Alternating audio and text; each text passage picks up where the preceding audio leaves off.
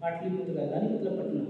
ठीक, ये 6वीं शताब्दी ईसा पूर्व मौर्य वंश की स्थापना, जब 6वीं शताब्दी ईसा मतलब ईसा मतलब आज 2022 है, 2022 से भी 600 साल पहले, समझ गए, मतलब 2600 साल पहले, समझ गए, आज से किसने की स्थापना? चंद्रगुप्त मौर्य ने। ठीक है, अब मौर्य इतिहास को मतलब कैसे मालूम कि इन्होंने की थी? इसके मौर्य इतिहास को जानने के स्रोत हैं कुछ, जिसमें से पहला है साहित्यिक स्रोत। क्या है? साहित्यिक स्रोत। साहित्यिक स्रोत में किताबें लिखी गई हैं। पहला है साहित्यिक स्रोत में, पहला है अर्थशास्त्र। अर्थशास्त्र किताब का नाम है, बुक का नाम है, जो लिखा है चाणक्य ने, चाणक्य या कौटिल्य। ठीक है, जो चंद्रगुप्त मौर्य के प्रधानमंत्री थे, मंत्रियों के भी प्रधान। ठीक है, चंद्रगुप्त क्या थे? मौर्य बादशाह राजा सम्राट थे, उनके प्रधानमंत्री, मंत्रियों समूह मेन प्रधानमंत्री चाणक्य थे। ठीक है, दूसरी पुस्तक है, किताब है मुद्रा राक्षस। मुद्रा राक्षस जो है ये गुप्त काल की है, मौर्य के बाद गुप्त आते हैं, लेकिन उसमें ये लिखा है विशाख दत्त ने, उसमें इनके बारे में, मौर्य साम्राज्य के बारे में वर्णन है।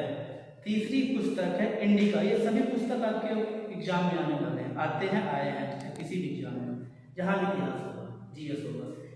इंडिका, इंडिका जो है मेगास्थनीज ने लिखा है पुस्तक। इंडिका पुस्तक का नाम, लेखक का नाम मेगास्थनीज, ये सब यात्री हैं।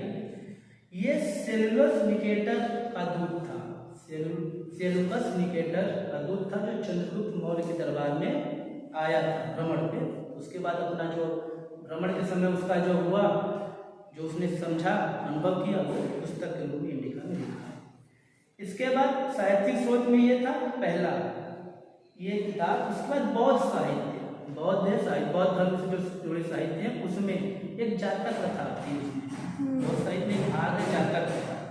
उसके जातक कथा के शाखाएं उसमें हीनयान महायानी चलता है ना, वैसे उसमें कई चलते हैं, महावंश और दीपवंश। उसमें ये है मौर्य, चंद्रगुप्त मौर्य, मौर्य वंश के बारे में।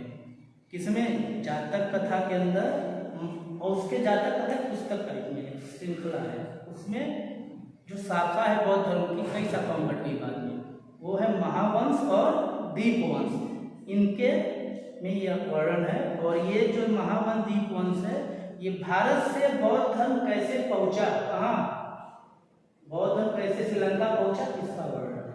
समझ गए? भारत से वहां तक प्रसार किया। ठीक है, और आखिरी जो साहित्यिक स्रोत है, साहित्यिक स्रोत ये पुराण है।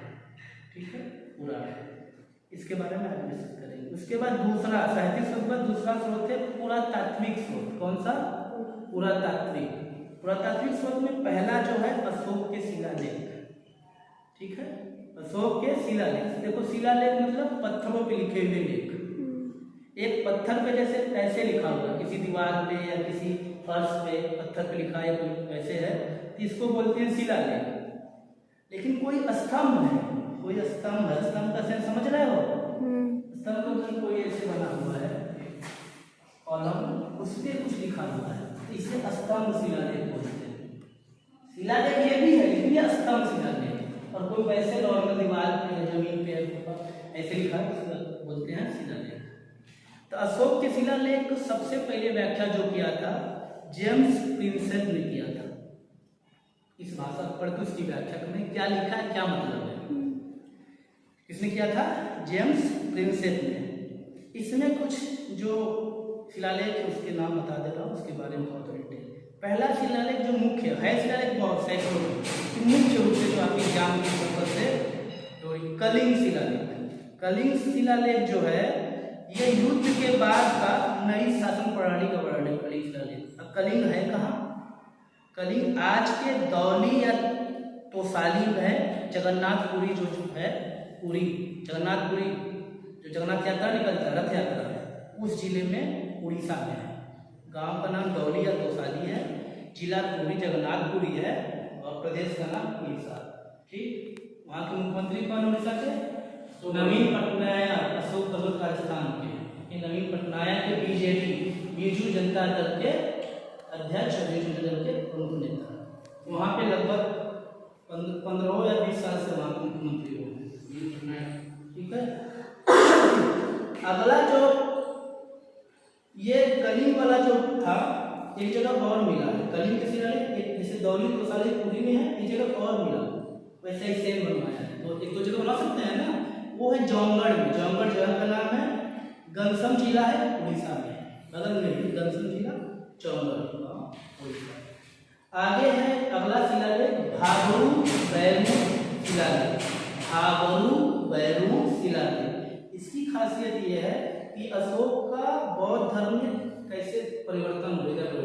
पहले अशोक तो हिंदू थे, बौद्ध धर्म में जब आए कैसे तब्दील हुए, उसका उल्लेख क्या कारण रहा। ये भाबरू बैरू शिलालेख, ये कहाँ भाबरू बैरू राजस्थान में पड़ता है, कहाँ राजस्थान में। इसके बाद अब कुछ स्तंभ शिलालेख बात करते हैं। एक है 4 लघु स्तंभ शिलालेख। 4 मतलब 4 स्तंभ है, 4 पिलर हैं उस पे, उसका नाम ही है 4। ये हो गया 4 लघु, छोटे छोटे, बहुत बड़े नहीं, 4 बहुत बड़े नहीं, 4 लघु स्तंभ शिलालेख। इसके खासियत जो है अशोक के धर्म के प्रति कट्टरपन का चिन्ह है। इसको बताया गया कि वो धर्म मतलब बहुत धर्म चलता है उसमें, धर्म जानता कैसे चलता है। तो अशोक कितना कट्टर था बौद्ध धर्म के रूप में, अपने धर्म के रूप में, इसमें इस 4 शिलालेख स्तंभ में उल्लेख है। कट्टर समझ रहे हैं, जैसे औरंगजेब को लोग बोलते हैं कट्टर था, बोलते हैं लोग ना, तो वैसे योगी सभी से बात करेंगे, मुस्लिम बात करूँगा। इसका ये जो मिलता है ये सांची में, सांची का स्तूप है मध्य प्रदेश में, और सारनाथ देखिए ना, और इलाहाबाद में भी मिलता है, संगम मिला है। 3 जगह पे 4 लोग स्तंभ है, 3 जगह। ठीक है, 4 बनो, 4 बारह, समझ गए। अगला है 2 तराई स्तंभ।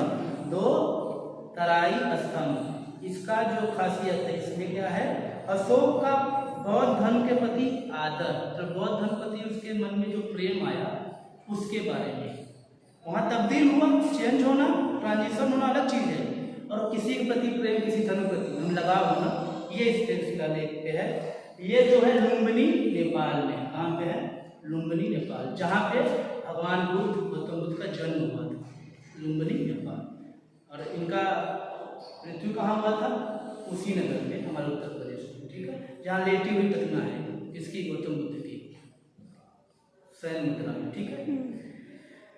एक उसके बाद है गुफा अभिलेख। गुफाओं के अंदर जो अभिलेख लिखे जाते थे पत्थरों पे, उसे बोलते थे गुफा अभिलेख। इसमें जो एक गुफा अभिलेख बहुत प्रसिद्ध हो, 3 बराबर गुफा अभिलेख, नाम ही इसका है 3 बराबर गुफा अभिलेख। ठीक है, इसकी बात चल रही है अशोक की। ठीक है, इसमें जो है क्या है, अशोक की सहनशीलता को दिखाया गया, कितना सहनशील है। ये बराबर पर्वत है, वहाँ पे स्थित है बराबर पर्वत, सुल्तानपुर जगह का नाम है, बिहार में, हमारे बगल पड़ोसी राज्य में, वहाँ पे क्या 3 बराबर गुफा अभिलेख। अब ये कहाँ पे, इसमें क्या है, अशोक की सहनशीलता के बारे में। उसके बाद अब देखिए ये हमारा था, ये था हमारा प्राकृतिक स्रोत, इसमें ये अभिलेख थे। दूसरा इसमें वस्तु अवशेष, उस समय के बर्तन, ये सब ये भी स्रोत होते हैं।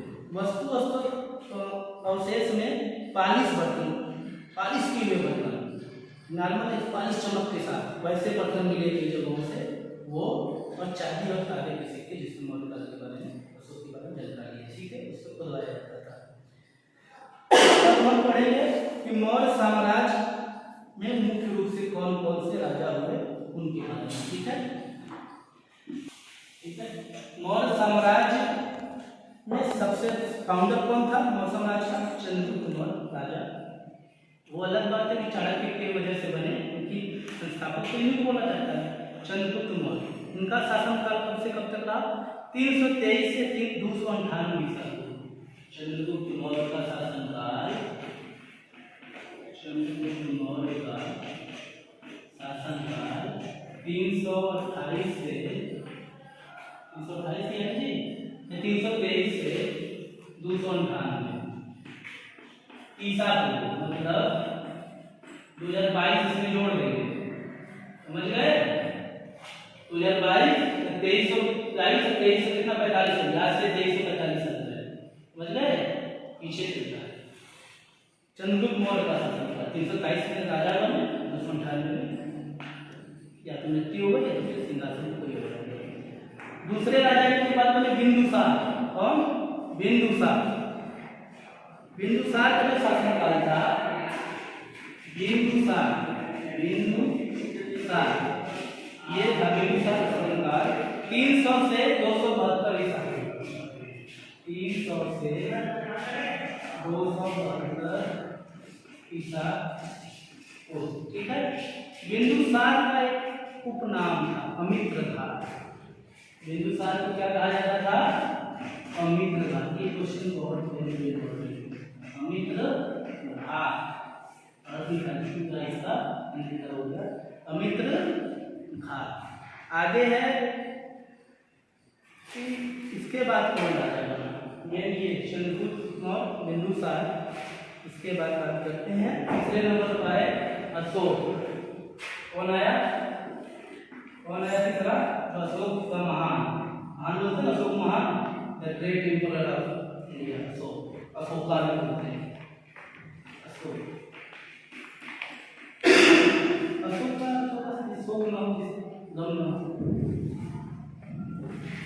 इनका जो कार्यकाल था समय 273 से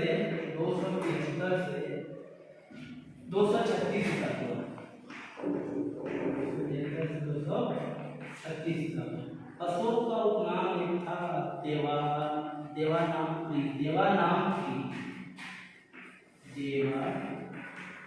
नाम भी है देवानाम इनका उपनाम देवों की धरती, ऐसा कह सकते हो, ठीक है। इनके बाद को आया, इसके बाद कुछ भ्रांतियां हैं, अलग अलग मत हैं, क्लियर उल्लेख नहीं है, इस वजह से मत के अनुसार हम चलेंगे। इनके बाद पुराण के अनुसार, हमारे में पुराण इसके अनुसार मानते हैं कि राजा के पुराण इनके पुत्र थे। कौन? पुराण। आजकल पुराण हो गया वो नाम पुराण। ये दृष्टिहीन आपको समझे थे। और इनके बारे में बताया गया, दिव्यावदान किताब है, दिव्यावदान में इसे धर्म विवर्धन का एक नाम है, इसका पुराण का एक नाम है, पुराण का नाम है धर्म विवर्धन। क्या नाम है? धर्म विवर्धन, उपनाम धर्म विवर्धन। पुराण कौन था? अशोक का पुत्र माना जाता है। किंतु अशोक के और भी पुत्र थे, एकमात्र यही पुत्र नहीं थे पुराण, ठीक है। जैसे जालौर के पुत्र थे। कश्मीर का स्वतंत्र शासक बना, बस कश्मीर का, मौर्य साम्राज्य में आता था। और ये जालौर का जो उल्लेख है राजतरंगी पुस्तक में है। राजतरंगी कौन लिखा है? कल्लड़ रचिता का नाम है, लेखक का नाम है। अगला जो है एक है वीरसेन, वो भी पुत्र है अशोक के माना जाता है। तारानाथ के अनुसार ये गांधार के स्वतंत्र शासक हैं। गांधार जो आज के अफगानिस्तान में है,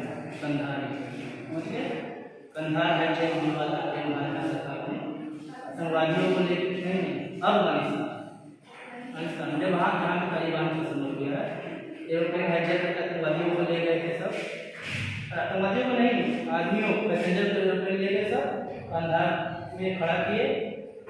और उसके बाद इसके बदले में भारत से बोले क्या दो तीन आतंकवादी है, मसूद है, उसको छोड़ दीजिए, तभी उनको छोड़ेंगे। भारत सरकार ने छोड़ा तो नहीं, ऐसा घटना वही कहा। पहले गांधार गांधारी जो थी धृतराष्ट्र की जो पत्नी महाभारत में, वो गांधार के नरेश की पुत्री, वहां से गांधारी, ठीक है। आगे जो जैन तथा बौद्ध ग्रंथों के अनुसार पुत्र संपत्ति के हाथ में थी। जैन और बौद्ध और जैन धर्म के ग्रंथ के अनुसार पुत्रों के हाथ में ही थी पूरी सरकार, पूरी बागडोर, शासन व्यवस्था। संपत्ति एक पुत्र का नाम है, ठीक है, अभी नया कार्य कौन? संप्रति। जैन धर्म को मानने वाला एकमात्र मौर्य राजा। सभी मौर्य राजा बौद्ध धर्म को अनुयायी हुए या फिर हो गए, लेकिन ये जो था संप्रति था, ये एकमात्र राजा था जो जैन धर्म को मानता था। ठीक, क्वेश्चन बनता है ना आगे। संप्रति जो था कुणाल का पुत्र था। इसी कुणाल क्या था? पुत्र था, और अपने चचेरे भाई दशरथ के उत्तराधिकारी बना। चचेरे भाई, अब देखो यह कॉन्सेप्ट ये हो सकता है, मतलब है कि चचेरे भाई दशरथ का पुत्र, इसका भी पुत्र हो गया।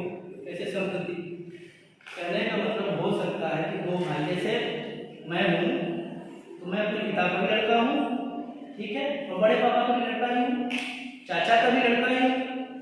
मेरे लिए वो चाचा बड़े पापा हो सकते हैं, उनके लिए मैं पुत्र ही हूँ, ठीक है।